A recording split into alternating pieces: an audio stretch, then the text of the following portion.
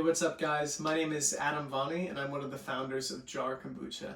Jarr is a kombucha brewery that I founded with my friends in Hackney Wick, East London in 2015.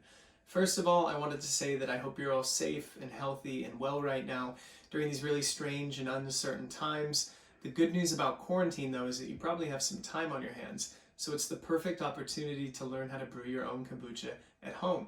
And that's what we're going to do in this simple video today. We're going to go through the equipment that you're going to need, the ingredients you'll need to make kombucha, a lot of which you can find in your kitchen cupboard, and then I'll do a step-by-step instruction on how to make your own at home in your kitchen. So let's get started.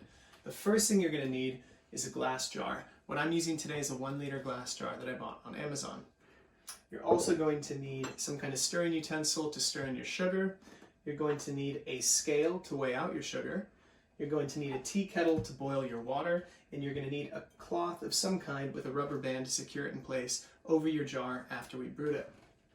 Now, in terms of the ingredients, classically brewed kombucha is brewed with 4 simple ingredients: tea, water, sugar, and a SCOBY. Now, a SCOBY is an acronym for a symbiotic culture of bacteria and yeast, and it's one of the most important parts of the fermentation process. So let's start with that. Odds are that you don't have a SCOBY floating around your house. If you do, you already know how to make kombucha. So what we're going to use instead is raw, unfiltered apple cider vinegar. And this is my favorite brand here. It's called Willie's. It's produced in the UK, and it contains the mother, which is the living bacteria and yeast that also exists in the kombucha SCOBY. So this is a great place to start. Now for this brew, I've weighed out 100 mils of apple cider vinegar, which contains all that bacteria and yeast, and it's going to kickstart the fermentation process.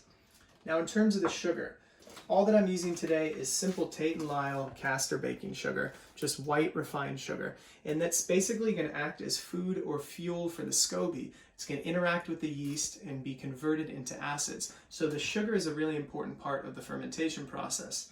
And actually, although this looks like a lot, we're using about 60 grams of sugar per liter. Half of this is going to be consumed by the culture throughout the 2-week fermentation time, eventually leaving you with a really low sugar drink. Now, one of the most important parts of kombucha fermentation is the quality of the water that you use. So what I've got here is a Brita home filter, just to make sure that the water we're using is high quality, that it's removed the chlorine, the chloramides, the fluoride, and you can also use bottled water if you don't have a filter at home. And lastly, the tea. So at home you can use any type of tea that you want. I would recommend though using a black tea, green tea, something like that, something simple. But what I'm going to use today is called guayusa. So I'm going to fish it out of the cupboard right now. Now guayusa is one of my favorite teas. This is from the Guayusa Tea Co.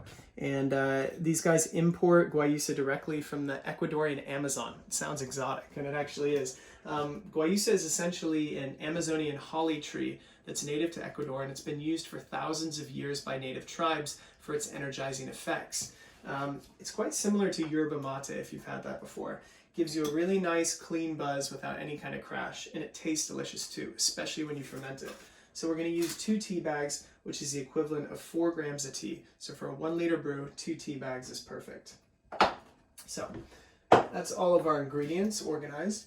Now we're going to start brewing.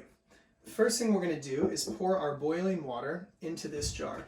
Now it's important to check the steep time and temperature of the different teas that you're using, especially if you're using a specialty tea. Something like guayusa or a builder's tea can be steeped at 100 degrees or boiling just fine without becoming bitter.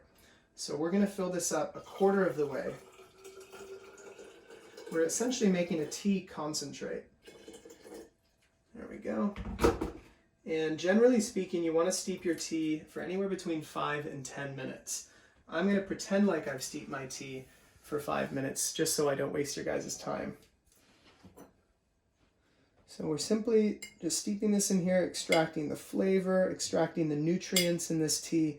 Something interesting about guayusa is it actually contains twice as many antioxidants as green tea. So it's really, really good for you. So we're going to speed this process up by pretending we've steeped this for 5 minutes. Take the tea bags out. And then we're going to dump in our sugar. As I mentioned, this is 60 grams of castor sugar. We're just going to pour that directly in the jar. And we're going to stir that until it's dissolved.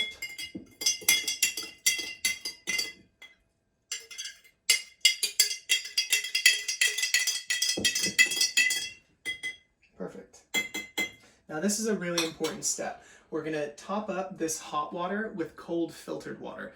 And that's because if we introduced this apple cider vinegar into the hot tea, it would basically boil the bacteria and stop the fermentation from happening. So we want to make sure that we cool this down by filling this to about 3/4 of the way. It's going to bring that temperature to below 45 degrees Celsius, which is a safe temperature for pouring your bacteria and yeast into. So we're going to pour that directly into there. We're going to stir that to make sure we've got all the SCOBY in there. Then we're going to have a sip just to see how it tastes before we actually ferment it. It tastes delicious. And then we're going to put the cloth on top. And this is simply to keep any sort of flies or any kind of dust or anything from falling into the brew throughout the 2-week fermentation time. There we go. And all I'm going to do is leave that on my kitchen counter to ferment for 2 weeks. In 2 weeks' time, you'll have finished kombucha. I hope this was useful, and good luck with your brewing, guys.